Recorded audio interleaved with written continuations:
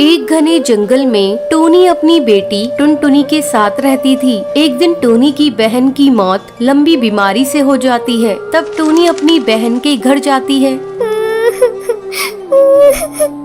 माँ, मुझे छोड़कर तुम कहाँ चली गई माँ? मैं अब किसके सहारे रहूंगी माँ? अच्छा होता आप मुझे भी अपने साथ ले गई होती। बेटा, तू अकेली नहीं है। आज से मैं तेरी माँ हूँ। मैं तुझे अपने घर लेकर चलूंगी। टोनी चिंकी को लेकर अपने घर आती है। बेटा, तू किसी भी चीज की चिंता मत करना। यहाँ तेरी बहन टुनटुनी भी है। तुम दोनों साथ साथ रहना। मैं तुम्हारा दाखिला भी टुनटुनी के स्कूल में करा दूंगी। हाँ चिंकी, तुम चिंता मत करना। मैं टुनटुनी तुम्हारी बहन हूँ। आज से मैं भी तुम्हारा ध्यान रखूंगी। जल्द ही चिंकी पूरे घर में घुल मिल जाती है। टोनी टुनटुनी से ज्यादा चिंकी पर ध्यान देने लगती है। एक दिन टोनी किचन में खाना बना रही थी। माँ, खाने में क्या बनाया है? मुझे बहुत जोरों से भूख लगी है। रुक जा चिंकी, मैं अभी तुझे खाना निकाल कर दे रही हूँ। चिंकी किचन में पड़े चाकू को उठाकर उससे खेलने लगती है। तभी उसका पर कट जाता है।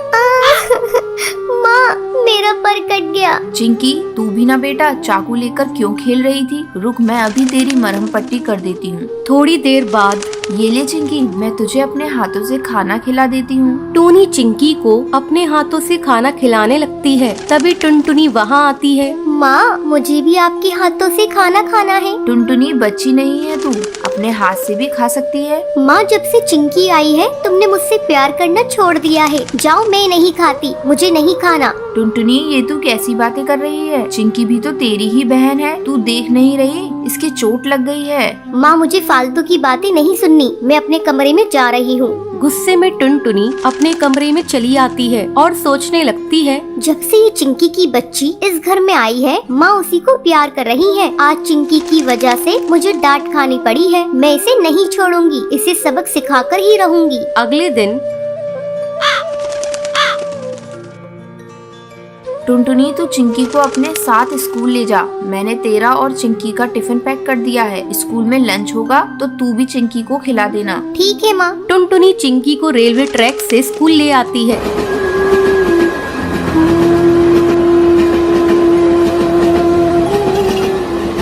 दीदी, तुम मुझे कहाँ से स्कूल ले जा रही हो? मुझे डर लग रहा है। चिंकी तो बेकार में डर रही है। मैं तो रोज इसी रास्ते से स्कूल जाती हूँ। तू मेरे पीछे पीछे आ। अचानक टुनटुनी का पैर पटरी में फंस जाता है। दीदी, क्या हुआ? चिंकी, मेरा पैर पटरी में फंस गया है और निकल नहीं रहा है। तभी ट्रेन की आवाज आती है। दीदी, लग रहा है ट्रेन आ रही है, जल्दी करो। चिंकी, मेरा पैर नहीं निकल रहा है। ऐसा लगता है जैसे मैं अब नहीं बचूंगी। मैं तुमसे बदला लेना चाहती थी, लेकिन देखो ना, मैं ही इसमें फंस गई। किसी तरह चिंकी टुनटुनी का पैर पटरी से निकालती है। चिंकी, मेरी बहन, अगर आज तू नहीं होती तो मैं इस दुनिया में नहीं रहती। उस दिन के बाद से टुनटुनी को एहसास हो जाता है और वो अपनी बहन चिंकी चिड़िया के साथ खुशी खुशी रहने लगती है।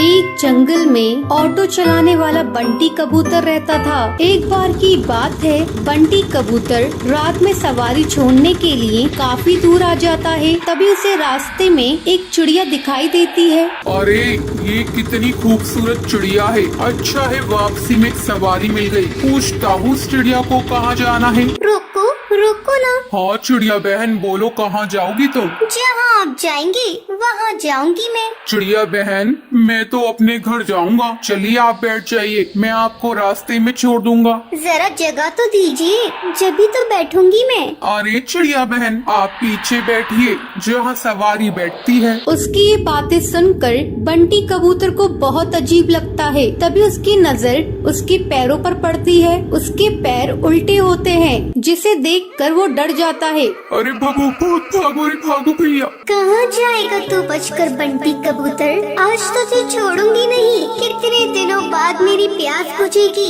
इस रास्ते पर कोई आता भी नहीं था, अब तू आया है मेरा शिकार।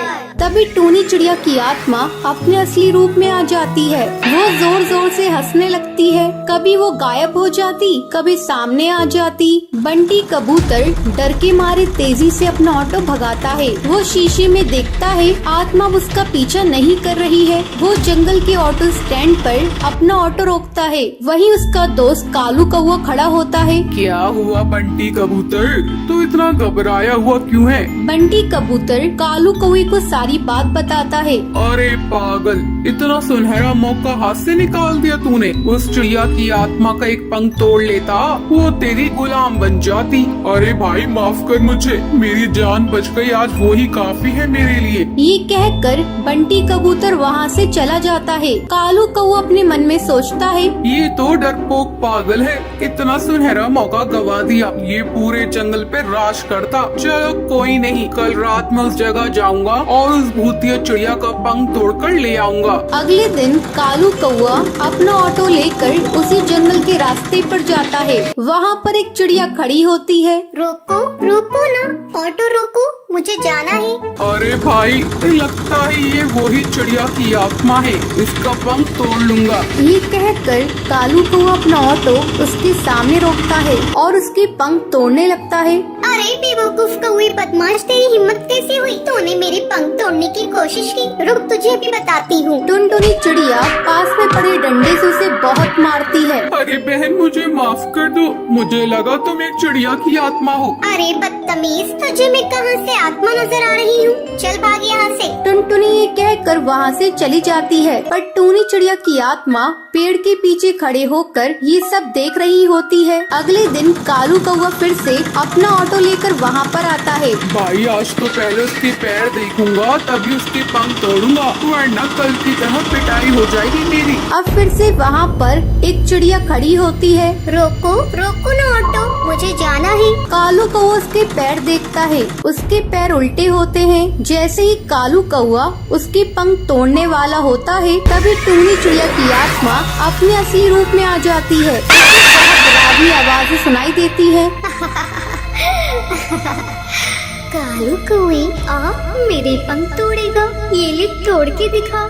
टूनी चिड़िया की आत्मा कभी उसके सामने आ जाती, कभी उसके पीछे। वो उसे बहुत मारती है। मुझे माफ कर दो चिड़िया की आत्मा, मैं आगे से कभी भी ऐसा नहीं करूँगा। मुझे जाने दो, मत मारो। क्यों छोड़ दूं तुझे? तू जैसे मन चले बदमाश पक्षियों को मारना ही तो मेरा लक्ष्य है। तुम जैसे लालची पक्षियों को जीने का कोई हक नहीं। तभी वहाँ पर बबलू कबूतर ऑटो में अपनी सवारी बिठाकर वहाँ से गुजर रहा होता है। अरे चिड़िया की आत्मा, छोड़ दो उसे, मैं तुमसे विनती करता हूँ। नहीं, मैं इसे नहीं छोड़ सकती। तुम जानते हो, एक बार ऐसे ही मैं इस जंगल से ऑटो में जा रही थी। उस ऑटो वाले ने मेरा सामान लूट कर मुझे जान से मार दिया। जब से जो भी मुझे लालची पक्षी दिखाई देता है, मैं उसे जान से मार देती हूँ। तभी सुंदरी कौवी बोलती है, अरे टूनी चिड़िया, तुम सही कह रही हो, तुम्हारे साथ गलत हुआ है, लेकिन तुम भी सही नहीं कर रही हो। ना जाने कितने पक्षियों को तुम मार रही हो। वो सब उसे बहुत समझाते हैं। वो कालू कौवे को छोड़ देती है। मुझे माफ कर दो, तुम सब सही कह रही हो। मैंने अपने इंतकाम पूरा करने के लिए ना जाने कितने पक्षियों के परिवार को तोड़ा है, पर अब नहीं। इस दुनिया में तुम जैसे नेक दिल पक्षी भी होते हैं। ये कहकर वो वहाँ से चली जाती है। टुनटुनी का पति बंटी एक कुली था। वो नदी पार से आने वाले पक्षियों के सामान को इधर से उधर करता था। एक दिन जब बंटी काम पर जा रहा था, तब टुनटुनी उससे कहती है, अजी, अपनी सेहत का भी ध्यान रखा करो। सभी किसी न किसी दिन छुट्टी लेते हैं, लेकिन तुम तो रविवार को भी काम करते हो।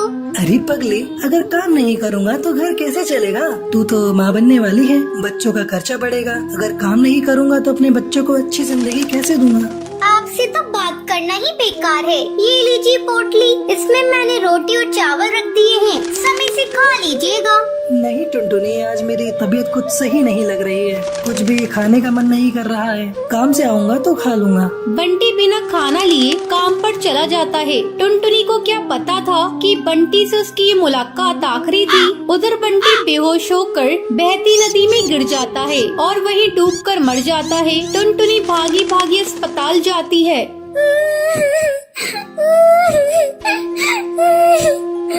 बंटी, ये क्या हो गया? सब कुछ एक पल में खत्म हो गया। अब ये बच्चा किससे अपना पापा कहेगा? मैं तुम्हें कई बार समझा रही थी, अपनी सेहत का ध्यान रखो, लेकिन तुम तो मेरी बात मानते ही नहीं। अब मैं क्या करूँ बंटी? समय तेजी से पंख लगाकर उड़ने लगता है। टुनटुनी एक बच्ची को जन्म देती है। एक दिन टुनटुनी के पास डाकिया एक खत लेकर आता है। अरे ये खत तो कड़कनाथ सेठ की कंपनी की तरफ से आया है और मुझे बंटी की जगह कुली की नौकरी दी गई है। मुझे अपनी बच्ची के लिए नौकरी करनी ही होगी, तभी मैं उसे एक अच्छे स्कूल में पढ़ा पाऊंगी और उसे बेहतर भविष्य दे सकूंगी। अगले दिन से ही टुनटुनी कुली बनकर पक्षियों का बोझ उठाती थी। जब भी नदी के उस पार से कोई पक्षी आता था, टुनटुनी तेजी से उन पक्षियों के पास पहुंच जाती थी। बहन जी, क्या मैं आपका बोझ उठा लूं? अरे तुम तो एक चिड़िया हो, क्या तुम इतने बोझ को उठा सकती हो? हाँ हाँ बहन जी, मैं सारे बोझ को उठा लूंगी। बहन जी, मैंने अपनी जिंदगी में इतना बोझ उठा लिए है, ये बोझ तो उसके आगे कुछ नहीं है। क्यों, क्या हुआ? और तुम ये तुम्हारी बेटी को साथ में लेकर क्यों घूम रही हो? तुम्हारे पति कहाँ हैं? वो नहीं कमाते हैं क्या? क्या करिएगा बहन जी, मेरी दुख भरी कहानी सुनकर रोज इस नदी किनारे पे कई पक्षी आते हैं और मेरी दुख भरी कहानी सुनते हैं, लेकिन कोई मेरी मदद नहीं करता। अरे तुम मुझे तो बताओ, मैं तुम्हारी जरूर मदद करूंगी। क्या बताऊं बहन जी, मेरे पति की मौत इसी नदी में डूबकर हो गई थी। उसके बाद से मैं यहाँ कुली की नौकरी कर रही हूँ। देखो टुनटुनी, जब तुम्हारी बेटी थोड़ी बड़ी हो जाएगी तो उसको मेरे स्कूल में डाल देना। मैं उसे पढ़ा लिखा कर एक अफसर बनाऊंगी। मैं तुम्हें अपना पता दे देती हूँ। वो बुलबुल चिड़िया टुनटुनी को अपना पता दे देती है। इसी तरह कई साल गुजर जाते हैं। एक दिन जब टुनटुनी अपना घर साफ कर रही थी, तभी उसे उस बुलबुल का दिया हुआ पता मिलता है। अरे ये पता तो वही है जो मैडम जी ने मुझे नदी किनारे पर दिया था। मैं तो बिल्कुल भूल ही गई थी। अब मैं अपनी बेटी को लेकर मैडम जी के स्कूल में जाऊंगी और उसे वहाँ पढ़ाऊंगी। टुनटुनी अपनी बेटी को लेकर उस पते पर पहुँचती है। आओ आओ टुनटुनी, बहुत दिन हो गए तुमसे मिले। मैडम जी, ये देखिए, मैं अपनी बेटी को अपने साथ लेकर आई हूँ। मैं चाहती हुई पढ़ लिख कर एक अफसर बन जाए, इससे मेरी तरह जीवन में संघर्ष न करना पड़े। हाँ हाँ टुनटुनी, तुम निश्चिंत रहो, मैं तुम्हारी बेटी को अच्छी तालीम दूंगी। तुम्हें एक दिन इस पर गर्व होगा। टुनटुनी अपनी बेटी का एडमिशन उस मैडम जी के स्कूल में कराकर निश्चिंत हो जाती है। उसे इस बात की खुशी थी, उसकी बेटी को उसकी तरह जीवन में संघर्ष नहीं करना पड़ेगा। तो ये थी आज की कहानी। क्या आपको पता है कालू कौवा बंटी कबूतर से चिड़िया की आत्मा का क्या तोड़ने के लिए कहता है? अगर आपको पता है तो आप हमें कमेंट करके जरूर बताएं। अगर आपको ये वीडियो पसंद आई हो तो इसे लाइक और ऐसी कहानियाँ देखने के लिए मेरे चैनल को सब्सक्राइब करना ना